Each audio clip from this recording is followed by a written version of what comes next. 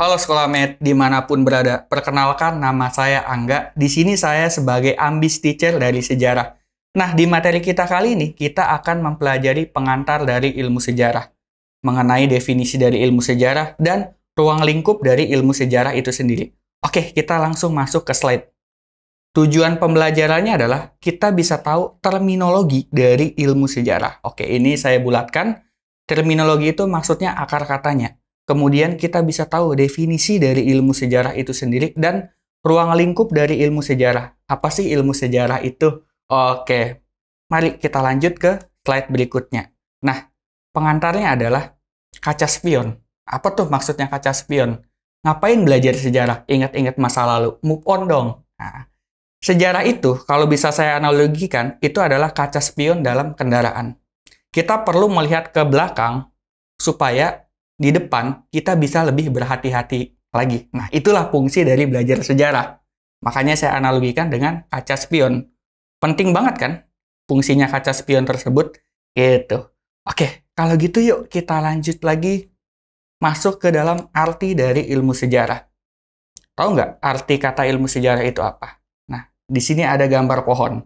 Apa tuh maksudnya gambar pohon ini? Jadi kata sejarah itu merupakan serapan dari bahasa Arab sajarotun, yang artinya pohon.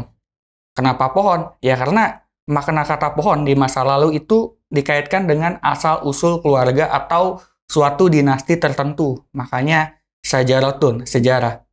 Tapi bahasa Inggris dari sejarah itu historica. Nah, itu memiliki makna yang berbeda. Dalam bahasa Inggris, sejarah itu kan history. Nah, akar katanya itu dari kata historia. Dalam bahasa Yunani artinya informasi dan juga pencarian. Jadi terminologi kata sejarah dalam bahasa Indonesia dan bahasa Inggris itu berbeda ya teman-teman. Oke, kalau gitu kita lanjut lagi. Dan ini adalah definisi sejarah menurut para ahli. Nah, di sini saya ambil ahli dari Indonesia. Menurut Kunto Wijoyo, sejarah itu adalah rekonstruksi dari masa lalu atau reka ulang kejadian yang terjadi di masa lalu. Dilengkapi oleh Pak Sartono Kartodirjo, yaitu rekonstruksi masa lampau, di mana terjadi pada masa lampau. Emang dalam ilmu sejarah itu yang diomongin adalah peristiwa dan juga masa lalu, yang tentunya buat jadi pelajaran. Oke, next slide. Dan ilmu sejarah punya sudut pandang. Sudut pandang dari ilmu sejarah bisa objektif. Objektif itu yang terjadi, itulah yang dituliskan apa adanya. Bisa juga berupa subjektif. Subjektif itu maksudnya reka ulang dari para sejarawan gitu. Oke, kita lanjut lagi. Nah, ini pengertian sejarah secara positif. Maksudnya, kalau sejarah secara positif, kalau ngomongin soal ini pasti sejarah. Contohnya, yang diomongin di sejarah itu manusia. Kalau kita mempelajari sejarah, ada Soekarno, dari Perancis ada Napoleon Bonaparte, itu kan manusia gitu yang dipelajari. Udah pasti sejarah. Dan punya waktu tertentu. Soekarno di masa perjuangan, kemudian Napoleon Bonaparte di masa revolusi Perancis. Kemudian, sejarah juga punya makna sosial. Maksudnya, punya dampak terhadap masyarakat. Contohnya, proklamasi 17 Agustus 1945. Punya makna terhadap bangsa ini. Dan bahkan hingga saat ini ya.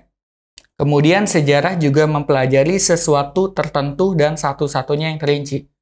Maksudnya belajar sejarah itu fokus. Contohnya, kita mempelajari tentang Pangeran Diponegoro. Pasti sejarah yang dibahas itu tentang all about Pangeran Diponegoro. Oke, lanjut lagi.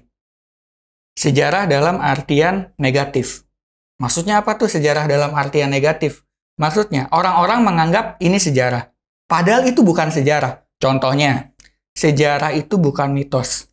Mungkin teman-teman pernah mempelajari Nyi Roro Kidul, sejarah Nyi Roro Kidul. Itu bukan sejarah, teman-teman. Tapi Nyi Roro Kidul itu masuknya ke dalam mitos. Jadi tidak ada dalam sejarah.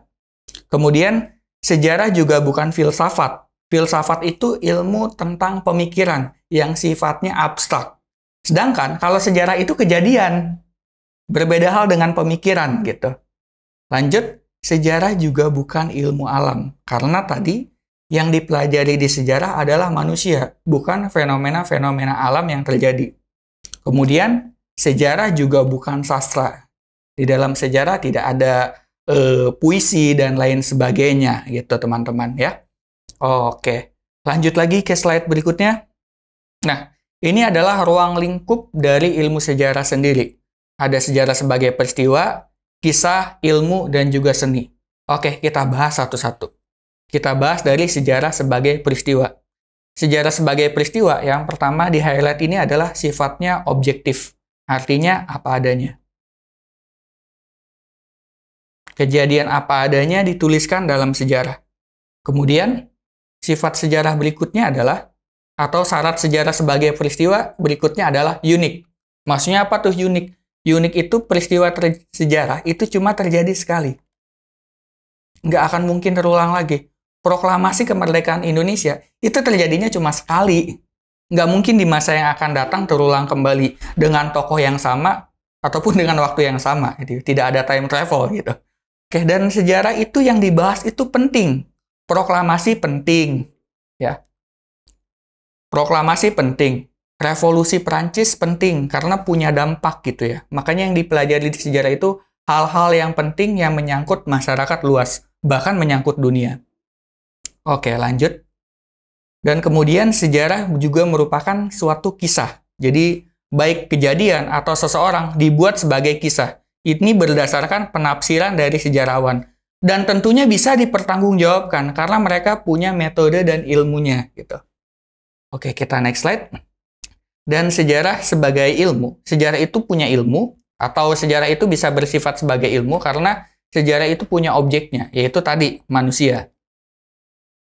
Manusia dan juga waktu. Waktu dan kejadian. Kemudian sejarah juga sifatnya empiris. Mungkin pernah dengar empiris itu apa? Empiris itu maksudnya terjadi.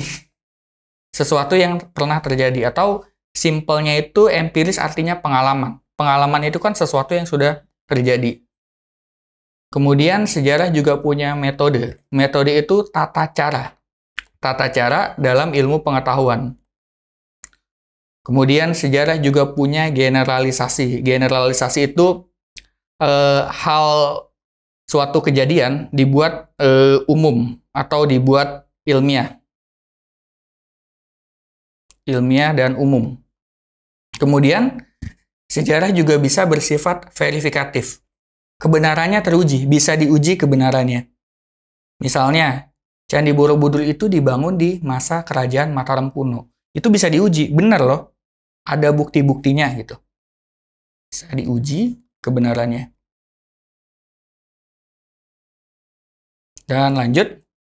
Dan ternyata sejarah juga punya seni. Jadi fungsinya sejarah sebagai seni itu biar sejarah tidak kaku.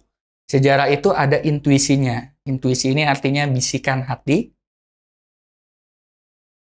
Kemudian sejarah juga perlu imajinasi ya. Kita membayangkan kejadian-kejadian sebelumnya. Dan tentu dalam sejarah juga pasti melibatkan emosi. Dan dalam sejarah punya gaya bahasa yang khas yang kemudian menjadi emosi. Situasi yang terjadi dalam sejarah membuat kita terbawa suasana emosi gitu maksudnya. Oke, next. Dan ini latihan soalnya teman-teman. Nah, istilah sejarah ini dari bahasa Yunani, historia. Apa tuh historia? Nah, dari bahasa Inggrisnya kan history. Nah, artinya history itu pencarian. Kalau sajaratun itu yang baru pohon.